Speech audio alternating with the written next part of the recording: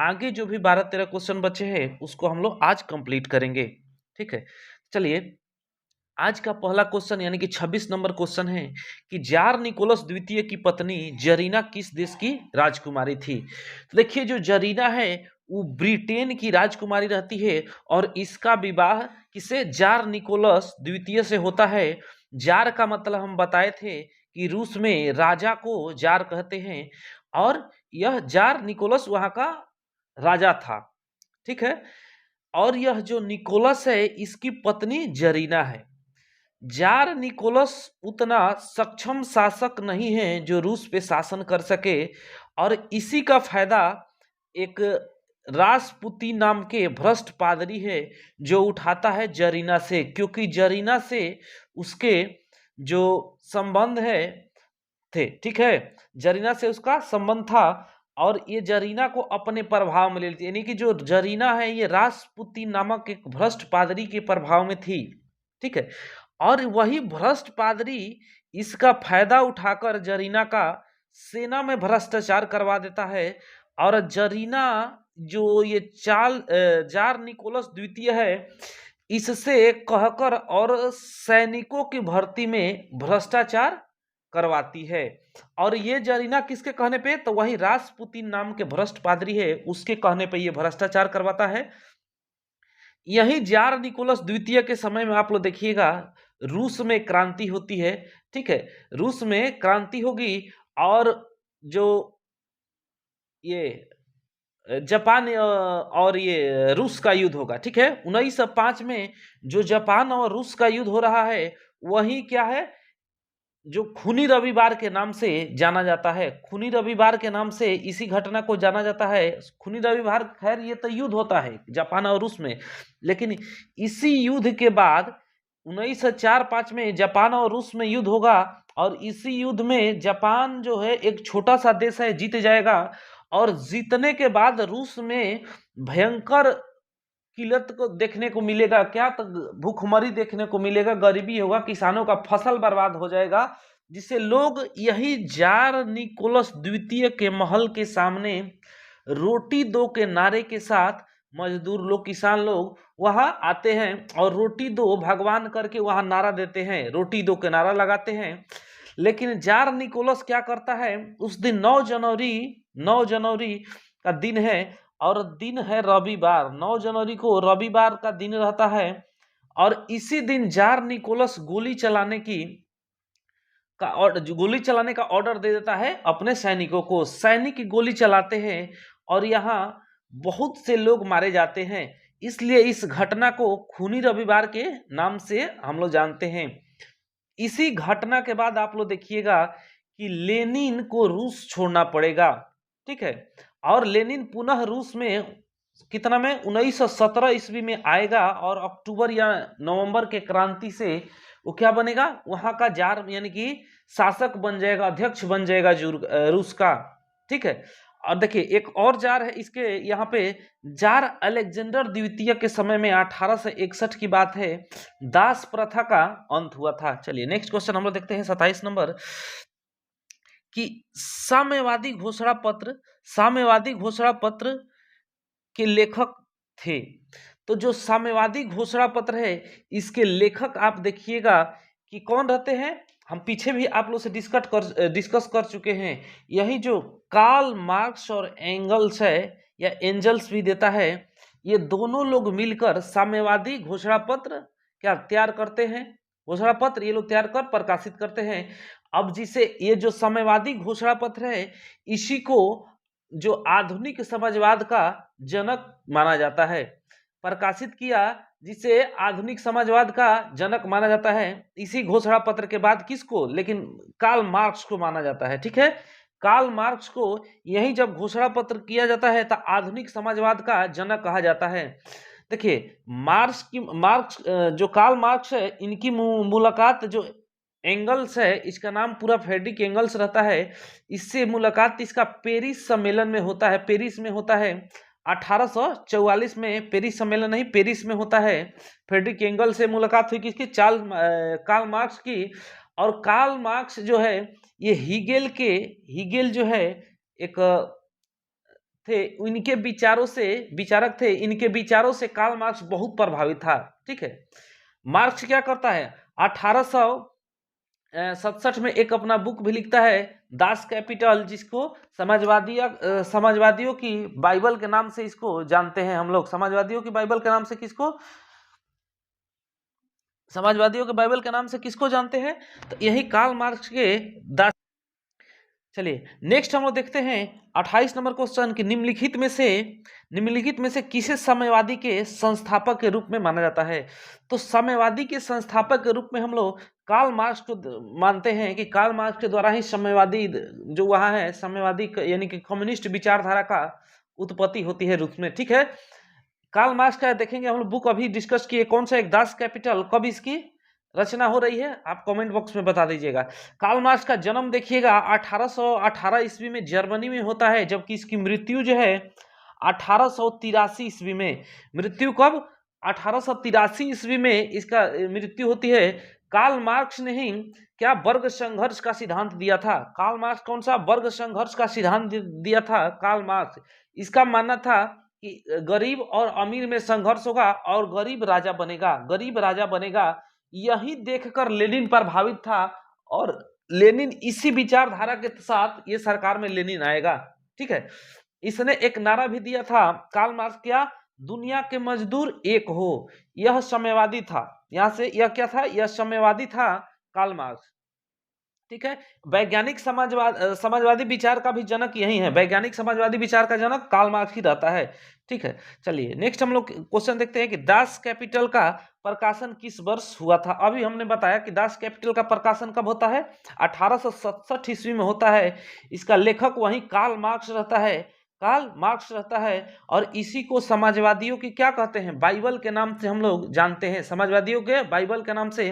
Karl Marx वर्ग संघर्ष का नारा दिया था। मार्क्स एंगल से मिला था और साम्यवादी घोषणा पत्र क्या प्रकाशित किया था। 1844 में एंगल से मिलता है, जबकि 1848 में ये पेरिस में मिलता है एंगल से। ठीक है, 1848 में साम्यवादी घोषणा पत्र प्रकाशित करता है। नेक्स्ट हम लोग देखते हैं, नेक्स्ट क्वेश्चन है 29 नंबर 30 नंबर हम लोग देखेंगे कि 30 नंबर देखेंगे कि रूस की बोल्शेविक क्रांति का नेतृत्व किसने किया था। हमको लग रहा है 28 नंबर छूट गया है, 28 नंबर छूट गया, 28 नंबर देख लेते हैं।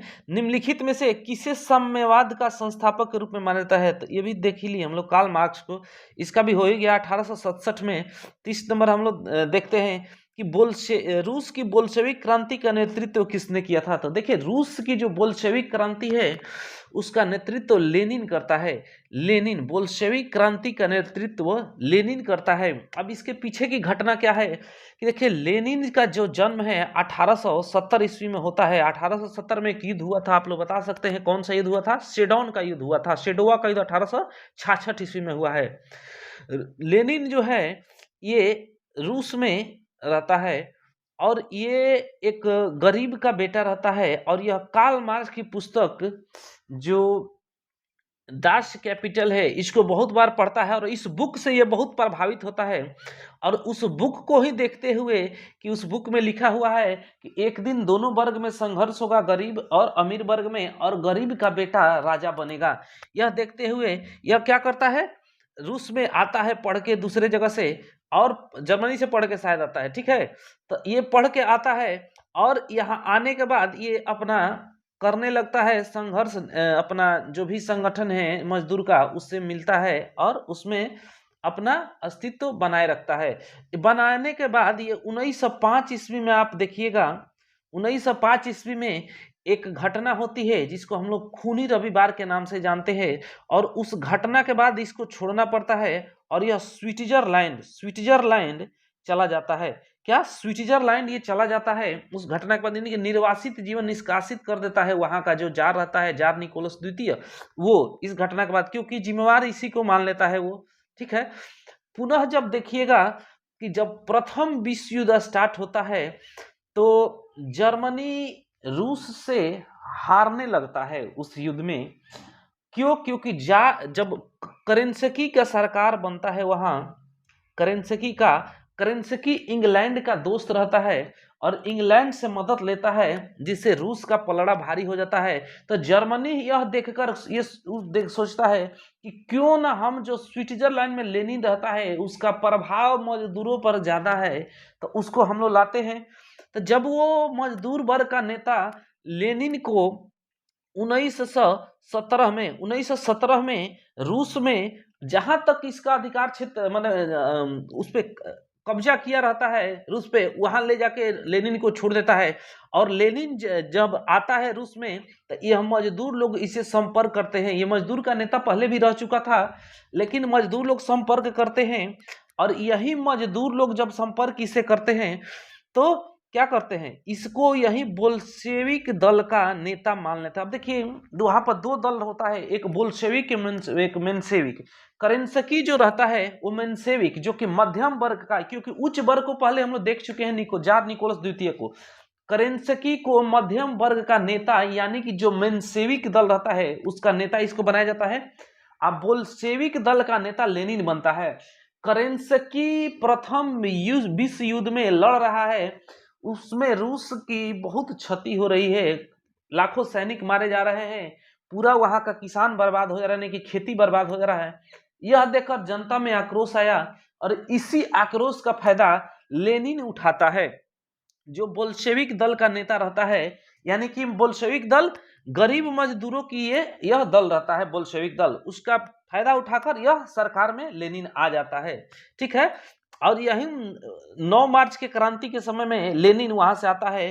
अक्टूबर या नवंबर के क्रांति, देखिए मार्च को क्रांति को फरवरी को भी, क्योंकि वहां पे 2 कैलेंडर थे, ग्रेगियन थे, एक जूलियन थे। ठीक है, तो उसके अनुसार 13 दिन उस कैलेंडर के आगे पीछे होता है, तो इस वजह से 9 को पीछे कीजिएगा तो फरवरी में भी चला जाता है। ठीक है, तो वही नवंबर अक्टूबर के क्रांति के द्वारा, अक्टूबर नवंबर के क्रांति के द्वारा क्या ये सरकार अपना स्थापित हुआ है, यानी कि अध्यक्ष बन जाता है रूस का।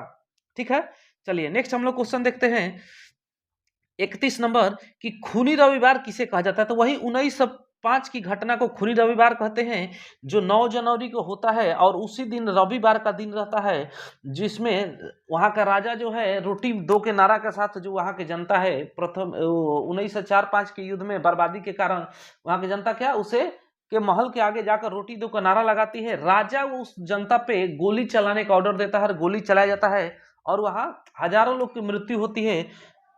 9 जनवरी को उस दिन रविवार रहता है, इसलिए खूनी रविवार कहा जाता है। इसी खूनी रविवार का क्या लेनिन इसके बाद क्या चला जाता है स्विट्जरलैंड, इसको निर्वासित कर देता है राजा वहां का।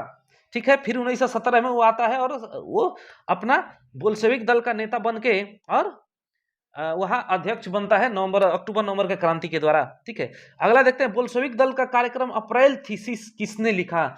जो अप्रैल थीसिस है, यही जो लेनिन है वो अप्रैल थीसिस लिखता है। लेनिन अप्रैल थीसिस लिखता है। यह कार्ल मार्क्स का समर्थक था। कार्ल मार्क्स का यह समर्थक था। 1905 के खूनी रविवार के घटना के बाद ये कहा स्विट्जरलैंड निर्वासित कर दिया गया था जार निकोलस द्वितीय के द्वारा। जर्मनी के सहयोग से ये 1917 में पुनः रूस में आता है, यानी कि रूस पहुंचता है। रूस पहुंचते ही मजदूर दल के ये नेता, यानी कि बोल्शेविक दल का ये नेता हेड बन जाएगा, और यही बोल्शेविक दल क्या शासन में आएगा करेंसकी को हटाकर, प्रथम विश्व युद्ध के में फैले असंतोष के कारण। लेनिन देखिए एक गुप्त संगठन भी बनाया था, गुप्त कार्यक्रम ये रहता है इसका अप्रैल थीसिस। ठीक है, गुप्त कार्यक्रम इसका रहता है। एक गुप्त संगठन भी बनाया था, ये क्या चेका पुलिस यही गठन करता है। ठीक है, ट्राटस्की क्या करता है, लाल सेना का गठन करता है। मार्च 1917 के क्रांति के समय में यह लेनिन आता है रूस में जर्मनी के सहयोग से। अक्टूबर नवंबर क्रांति के समय में ये क्या राजा बनता है। ठीक है, और यही क्रांति के जो 1904-05 की घटना हो रही है उस समय जार निकोलस द्वितीय क्या वहां का शासक रहता है। ठीक है, अब चलिए अगला क्वेश्चन हम लोग देखते हैं 33 नंबर कि रूस में अल्पमत वाला दल क्या कहलाया। देखिए रूस में जब चुनाव होता है तो 2 दल हो जाते हैं, जिसमें दल में एक मध्यम वर्ग होता है और एक निम्न वर्ग होता है। निम्न वर्ग यानी कि मजदूर वर्ग। ठीक है, तो मजदूर वर्ग के संगठन को हम लोग बोल्शेविक कहते हैं, जबकि मध्यम वर्ग के संगठन को अभी हम लोग चर्चा किए मेंशेविक कहते हैं। जब चुनाव होता है तो इसी का नेता जो है करेंसकी